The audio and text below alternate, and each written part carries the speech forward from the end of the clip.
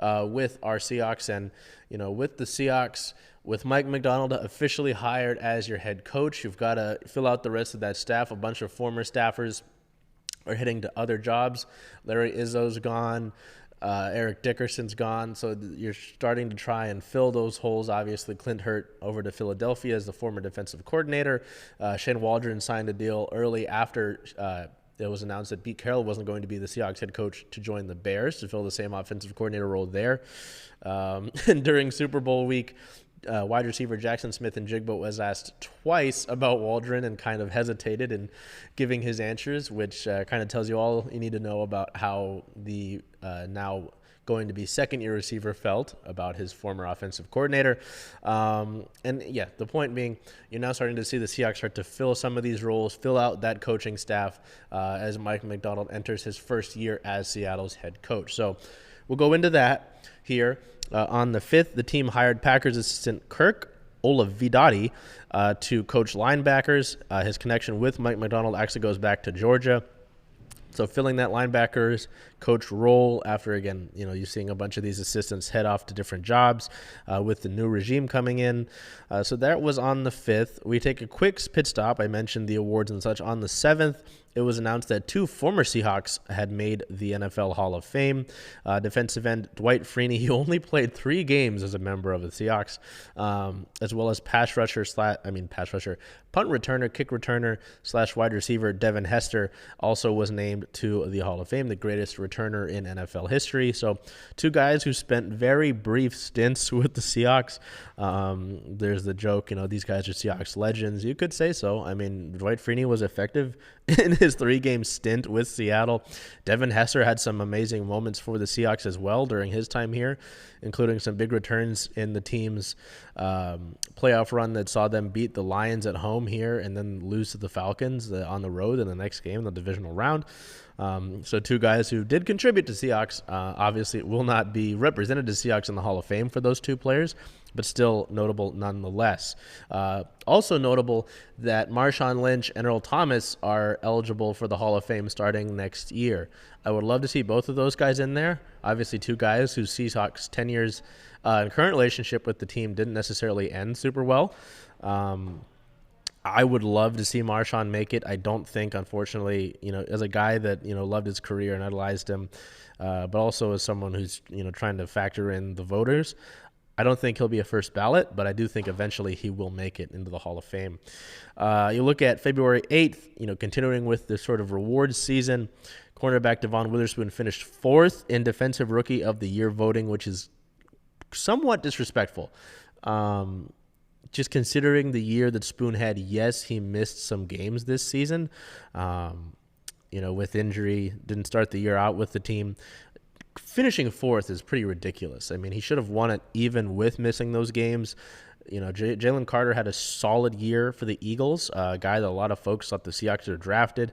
But, just considering the impact that Witherspoon made for the Seahawks team and what it looks like he can do as a whole, whether it is coming down into the run game, his tackling ability, and obviously his coverage skills, I don't think there was a better impactful rookie on the defensive side of the ball. And so for him to finish 4th, largely because of those missed games, is pretty disrespectful. So that was frustrating.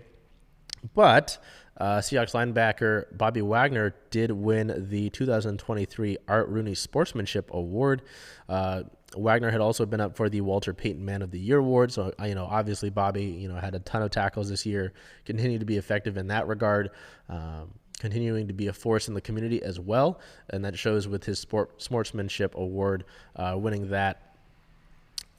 So at least one Seahawk took some hardware home in that regard. And again, great to see that considering the sort of support that Bobby gives out, to the area and in the community as well. So good to acknowledge that and see that happen and for Bobby to win that award as well. The next day, the team hired Aden Durde as their defensive coordinator. So we get back into the coaching news in that sort of regard. This one was interesting with the defensive coordinator because with Mike Macdonald's introductory press conference, he had said that he was still going to be calling the plays on the defensive side of the ball. And so this defensive coordinator role isn't going to be the same as it would for some other teams. So Durde comes in. He was born in England. He played in NFL Europe and the NFL before embarking on his coaching career. He was an integral part of the International Player Pathway program, having been born in Middlesex, England. Had that football career in the United Kingdom with the London Olympians.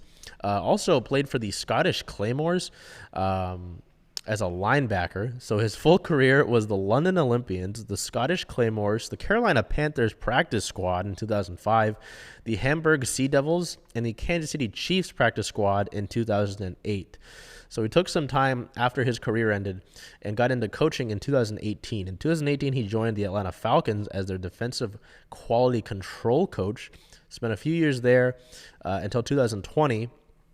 In 2021, he joined the Cowboys as their defensive line coach and has been there ever since. Spent a lot of time with Dan Quinn, had spent time with Quinn during his tenure in Atlanta. So there's a lot of influence there from Durde with Dan Quinn. Dan Quinn obviously spent some time before he left for Atlanta in Seattle and had interviewed twice for the Seahawks job here as the head coach. So the 44-year-old Durde takes a big role in this staff. But again, as I mentioned, Mike Macdonald still calling plays defensively. It will be interesting to see the sort of impact that Durde has and the more that we learn about his role. The same day later, we were talking about this before we went on for the show here. This one was fun. We had talked about it last week, and even since Mike Macdonald has been hired, who the offensive coordinator was going to be and how that was going to be figured out. Ryan Grubb initially had been in the running, but at a booster meeting for Alabama, he had told those in attendance that he was going to be the offensive coordinator for Alabama, but he hadn't signed a contract yet. Chip Kelly had reported for the Seahawks job here. He had left UCLA. He's now in Ohio State, so that took him out of the running. He wanted to get out of UCLA, and so on and so forth. And he thought, okay, the Seahawks have to look somewhere else.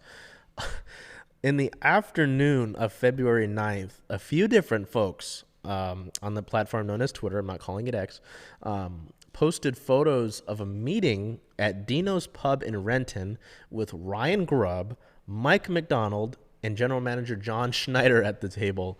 And later on, eventually, Adam Schefter and a few other sources, there were some sources that confirmed it earlier in the day. Dubbed Up Huskies on Twitter had put something out about it, confirmed that Grubb was in fact becoming the offensive coordinator of the Seattle Seahawks. So, Grubb obviously became a fan favorite during his coaching career with the Huskies after following Kalen DeBoer there in 2021. Completely overhauling the offense, some big explosive plays. There was thought that maybe he would become the next head coach of the Huskies, but he announced on the 14th that he wasn't, and then would go to join Grubb at DeBoer at Alabama. There was a lot of thought maybe, he'd come back at some other point. A lot of Husky fans were happy with Grubb because he actually put out a statement about the university as opposed to DeBoer. Instead, he comes back to Seattle in the form of the Seahawks offensive coordinator. So some exciting news there, just considering, he'd already become a lot of a fan favorite for Seattle with his time with the University of Washington. And he comes back to Seattle and kind of leaves Kalen DeBoer in the dust, leaves him with an offensive coordinator role to fill at Alabama. Also, 2 days later, it was announced that the team had finalized the hire of Scott Huff as their offensive line coach. Huff joined Grubb after leaving Alabama because he had been at UW with Grubb and DeBoer, had gone with DeBoer to Alabama, and now follows Grubb to Seattle to join the Seattle Seahawks. So we look at that. It's kind of a funny way that this all played out. Again, it was going to be interesting no matter what to see how things played out with the different coordinator roles, who they were going to fill out, the fact that Chip Kelly was even in the running, someone that, a lot of folks, a lot of American football fans here in the area didn't necessarily like for a long period of time because of the fact that he was the Oregon football head coach and then the San Francisco 49ers head coach as well. So a lot of interesting twists and turns that this coaching staff is filling out. We know that Jay Harbaugh, son of John Harbaugh, I believe, is the special teams coordinator. So it's starting to fill out. There's still some hires to make for this team, but obviously offensive coordinator, defensive coordinator, offensive line coach, linebackers coach, all filled out that we've mentioned from this past week. So again, just seeing the group that Mike Macdonald is creating in his rookie year as the Seahawks head coach, it will be something to follow, as he turns this Seattle Seahawks team into his own. Obviously there are some pieces that will remain from Pete Carroll's tenure, but those who don't remain is going to be what I'm looking for, whether it's certain players. Bobby Wagner's talked about wanting to be back here. Jordan Brooks is out of a contract, so that sort of aspect. It's kind of fun to see the different changes.